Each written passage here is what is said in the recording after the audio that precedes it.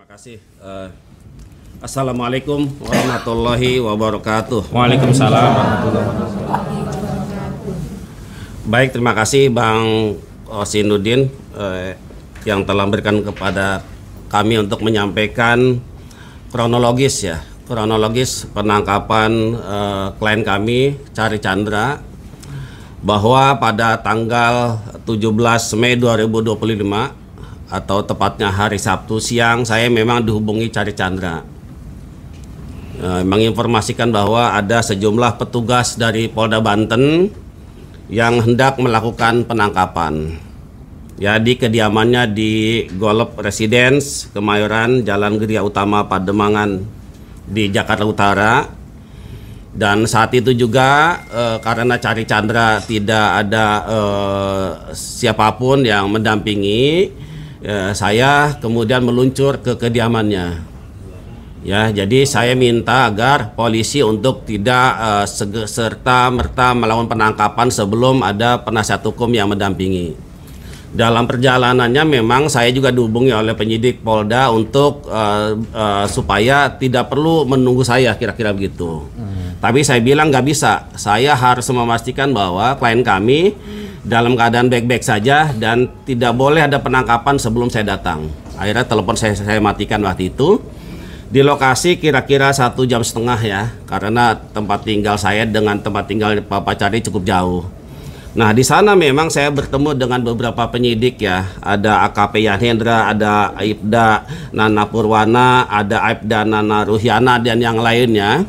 Dan memang saya sempat bernegosiasi dulu. Saya ingin memastikan seperti apa peristiwanya.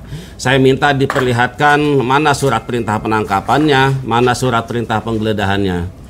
Memang ada diperlihatkan waktu itu. Kemudian saya meminta izin untuk bertemu Cari Chandra. Jadi saya masuk ke dalam, kemudian ya, ketemulah kita di dalam dengan Cari Chandra. Saya, Pak Cari dengan istri, kalau tidak salah bertiga. Kemudian saya mendapatkan penjelasan dari Cari Chandra dan tentu kita menyepakati bahwa memang proses penangkapan itu sebetulnya prematur ya. Tidak sebagaimana yang diatur dalam KUHP, karena pada saat itu kami dari tim kuasa hukum sebetulnya sedang menunggu jawaban atau tanggapan dari Polda Banten terkait surat permohonan yang kita layangkan sebelumnya, di mana di dalam surat itu kami meminta agar proses pidana ini untuk sementara dihentikan, mengingat karena tim kuasa hukum Cari Chandra juga sudah mengajukan gugatan perdata secara resmi di Pengadilan Negeri Jakarta Utara. Makanya pada saat Cari Chandra diperiksa di Polda, dalam keterangannya bahwa klien kami tidak bersedia untuk diperiksa sebelum ada jawaban dari Polda yang mengabulkan atau menanggapi surat yang kita layangkan. Namun ternyata tiba-tiba di hari yang Sabtu itu ternyata sudah banyak anggota kepolisian yang kurang lebih mungkin 20 orang yang tiba-tiba berusaha untuk melakukan penangkapan.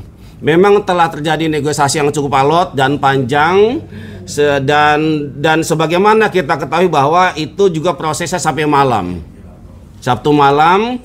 Dan juga penyidik juga tidak berhasil untuk melakukan penangkapan sehingga mereka menemui kita untuk kita akan tarik diri. Saya masih ingat kata-katanya.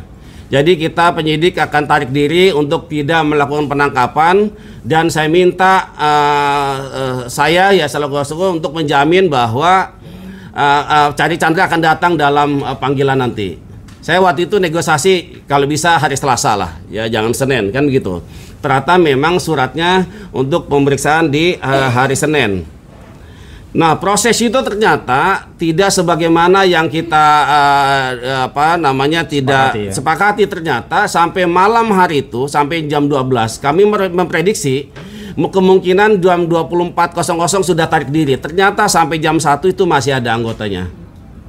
Bahkan sebelumnya memang sempat lampu dimatikan selama 2 jam itu, sehingga kami juga tetap bertahan untuk memastikan bahwa malam itu tidak ada penangkapan, gitu ya.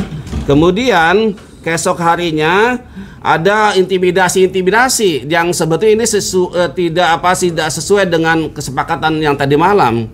Ternyata mereka masih berupaya agar Cari Chandra bisa untuk ditangkap dengan modus misalnya ada dari tim kesehatan yang datang, gitu ya, untuk diperiksa.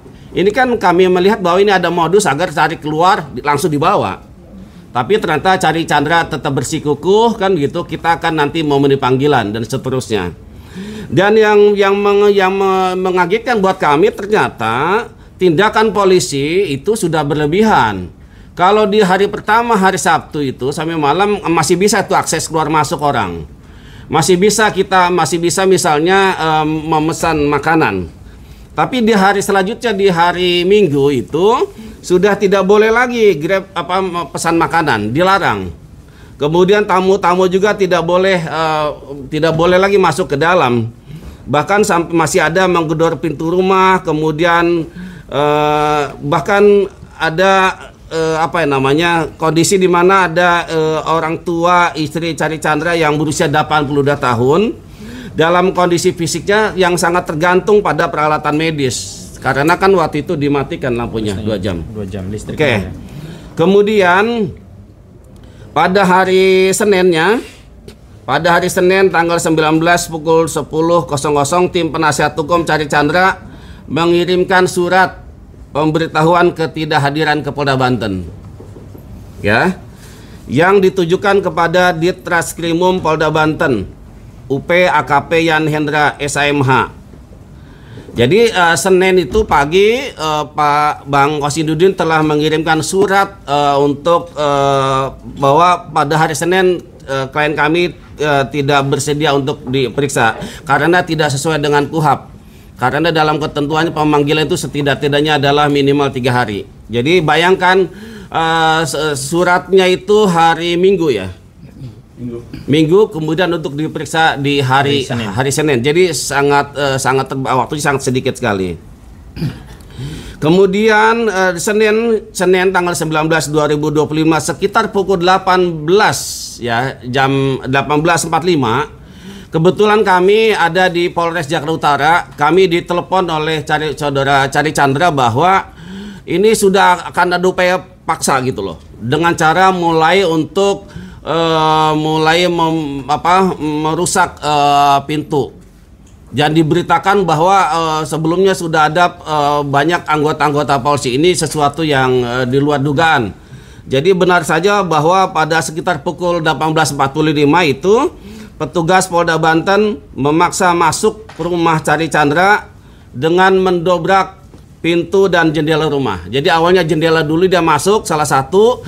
Kemudian pintu luar itu dibuka, kemudian pintu dalam juga dijebol, ditendang dengan sepatu sehingga saat itu Cari Chandra yang memang posisinya sedang berada di depan pintu yang itu kemudian langsung dibawa oleh anggota dari Polda Banten yang hanya bercelana pendek dan berkaus dan tidak mau menunggu tim penasihat hukum yang untuk mendampingi. Jadi kami datang waktu itu, Cari Chandra sudah dibawa oleh Polda Banten, ya. Jadi kami sempat mendokumentasikan waktu itu di lantai 2 ya sebagai barang bukti untuk sewaktu-waktu kita gunakan bahwa telah terjadi pengerusakan yang dilakukan oleh penyidik Polda Banten dengan cara merusak pintu dan jendela rumah. Pada malam hari itu juga sekitar pukul 8 malam atau itu kemudian kami meluncur ke Polda Banten malam hari itu juga ya, dan sampai di sana memang sudah ada penjagaan yang cukup ketat. Bahkan saya lihat di gerbang itu ada beberapa petugas polisi yang berseragam dan dengan memakai senjata yang cukup lengkap. Bahkan di dalam itu saya lihat ada apel malam. Saya nggak tahu apakah malam itu ada apel. Ada pasukan Brimob yang sedang apel di depan masjid di dalam Polda Banten. Kemudian kami memang diberikan masuk. Jadi kami 7 orang, kemudian kami tim PH 3 orang masuk ke dalam. Ketemulah kami dengan Direktur Kriminal Umum, Kasubdit, Wakil Direktur dan penyidik-penyidik yang lain. Tetapi malam itu Cari Chandra sama sekali kita tidak bisa bertemu Kami berupaya kepada direktur agar kami bisa bertemu dengan Cari Chandra untuk memastikan kondisinya. Apakah beliau baik-baik saja? Apakah ada bekas-bekas penganiayaan dan seterusnya? Tapi selalu dikatakan bahwa kita harus taat SOP. Tidak bisa kemudian ini Cari Chandra untuk bisa bertemu dengan penasihat hukum sekalipun. Jadi harus ada jadwal kunjungan, kira-kira begitu. Jangan jadwal kunjungannya adalah hari Kamis, ya. Sehingga hal itulah kemudian kami juga tidak bisa bertemu Cari Chandra malam itu, dan kami memang diperlihatkan ada BAP tebal bahwa katakanlah ini berkasnya sudah lengkap P21 gitu ya. Bahkan diperlihatkan juga surat dari Kejaksaan Tinggi Banten yang menyatakan bahwa perkara ini sudah P21, maka ini sudah harus segera dilimpahkan. Jadi itu yang bisa kami sampaikan pada Senin malam. Kemudian hari Selasanya kita sudah mendengar bahwa Polda Banten melaksanakan press conference, ya, dengan menghadirkan saudara Cari Chandra dengan menggunakan pakaian tahanan dan dalam keadaan di borgol. Jadi ada beberapa hal pernyataan dari Direktur Kriminal Umum yang sebetulnya itu juga sepenggal-sepenggal. Karena mereka bilang bahwa apa yang terjadi narasi di luar itu sepenggal-sepenggal. Jadi karena diputar berulang-ulang, ditayang berulang-ulang itu benar. Saya katakan apa yang disampaikan oleh Direktur Kriminal Umum itu juga sepenggal-sepenggal. Jadi tidak melihat pokok persoalan yang lebih utuh. Bahwa ada perkara pidana, oke, ada putusan, tetapi jangan lupa bahwa ada perkara perdata yang sudah ingkrah, di mana Sumita Chandra almarhum dari ayahnya Cari Chandra selaku pembeli itu dikatakan sebagai pembeli beritikat baik. Jadi tidak ada misalnya bahwa Sumita Chandra dianggap melakukan pemalsuan. Jadi kita juga harus luruskan itu. Kemudian ya hari Rabunya kami mendapat informasi bahwa Cari Chandra akan dilimpahkan ke Kejaksaan Negeri Kabupaten Tangerang atau Kejaksaan Tiga Raksa. Maka saat itu juga kami meluncur ke Polda Banten. Ya, hari Selasa siang ternyata sudah keburu dibawa. Jadi akhirnya kita tunggu di Kejaksaan Negeri Kabupaten Tangerang di Tiga Raksa. Dan dilakukan serah terima dari Polda Banten ke tim JPU langsung yang menangani nanti. Sudah ada tanda penyerahan segala macam. Kemudian di hari itu juga sorenya, ya, setelah dari Kejaksaan Negeri Tiga Raksa, Cari Chandra langsung dititipkan di Rutan kelas 1A Tangerang atau biasa disebut dengan istilah Rutan Jambe.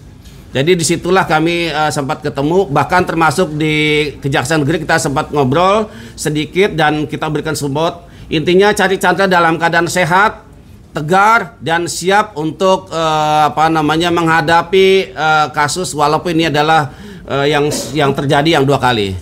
Mungkin itu saja kronologi singkatnya. Terima kasih dari saya, kurang lebihnya mohon maaf. Assalamualaikum warahmatullahi wabarakatuh.